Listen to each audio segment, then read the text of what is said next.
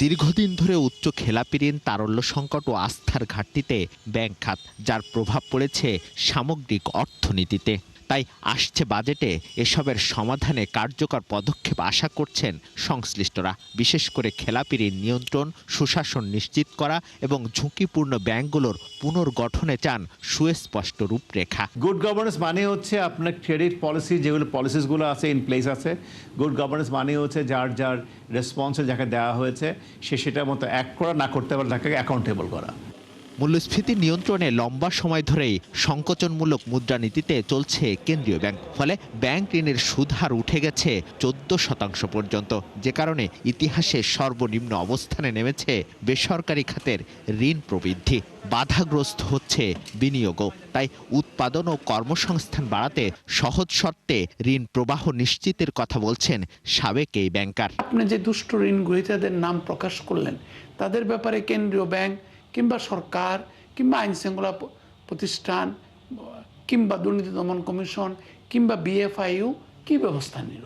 কিংবা ভবিষ্যতে আমরা আরও দেখতে চাই যে সৎ, নিষ্ঠাবান, ক্ষুদ্র এবং মাঝারি ঋণ গ্রহীতা, যাদেরকে আমরা বলছি আমাদের অর্থনীতির প্রাণ, তাদেরকে তারল্য সহায়তার জন্য শুধু কথা বলা না, আসলে আদতে কি করা হলো।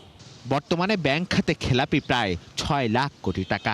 শেষ 3 মাসে বেড়ে যা পৌঁছেছে 32%। অন্যদিকে তারল্য সংকটেও বেশ কিছু আর্থিক প্রতিষ্ঠান। এমন অবস্থায় পুরো খাতে স্থিতিশীলতা ফেরাতে বিশেষ উদ্যোগ চান ব্যাংকাররা।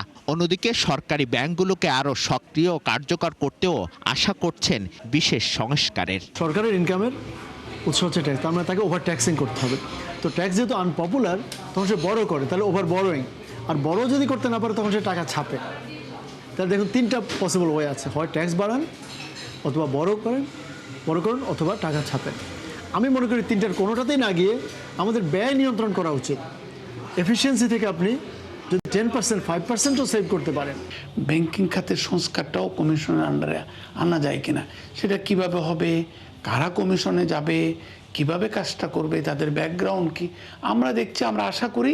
কিন্তু যখনই লোকটা নিয়োগপ্রাপ্ত হয় তখন আমরা আস্তে করে বেলুনের মতো চুপসে যাই। যাদেরকে আমরা রিস্ট্রাকচারিংয়ের কথা বলেছিলাম, ব্যাংকগুলো তাদের লোন রিশিডিউল করেছে, টার্ম লোন, তারল্যের অভাবে ওয়ার্কিং ক্যাপিটাল দিতে পারছে না। সেই অবস্থা আবার নতুনভাবে বেইল আউট প্রোগ্রাম কতটুকু কাজ করবে, কাজ করলে খুবই ভালো, কিন্তু কাজ করবে কি করবে না অতীত অভিজ্ঞতার আলোকে আমাদের তো সন্দেহ থেকেই গেছে। ডিজিটাল লেনদেনে উৎসাহ, আর্থিক খাতে স্বচ্ছতা বৃদ্ধি ও প্রযুক্তি নির্ভর ব্যাংক ব্যবস্থা প্রসারেও উদ্যোগের আশা করছেন সংশ্লিষ্টরা। মিসবাহ হাসান, ৭১, ঢাকা।